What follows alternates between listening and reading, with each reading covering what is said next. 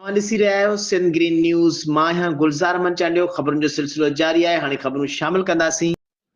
मिठियाणी खां इमरान अल्लाह मलिक जी रिपोर्ट मुताबिक़ मिठियाणी में जिस्कम अॻवान पारां बिना जवाज़ पट ईदनि मां क़ौमी कारकुननि खे पुलिस पारां गिरफ़्तार करण ख़िलाफ़ एहतजाजी मुज़ाहिरो कयो वियो, जंहिंजी अॻवानी ज़िले जी फार्ग नेदर कामरेड फैसल मस्तोई, शहबाज़ मस्तोई, सांवल सोलंगी, वसीम सियाल, साजिद सोलंगी, रोशन सोलंगी करे रहिया हुआ।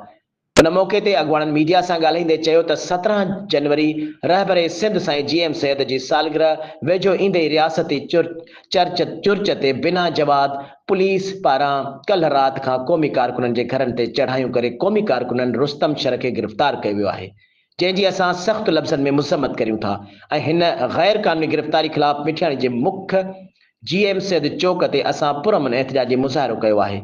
मुज़ाहिरीन जो चवणो हो त असीं सभु उन कुधे अमल जी मुखालफ़त करियूं था ऐं SSP नौशर फिरोज़ खे चितारियूं था त जेकॾहिं पटीदन अॻवान रुस्तम शर खे आज़ादु न कयो वियो त नौशर फिरोज़ ज़िले में एहतजाज जो दाइरो वसी कयो वेंदो।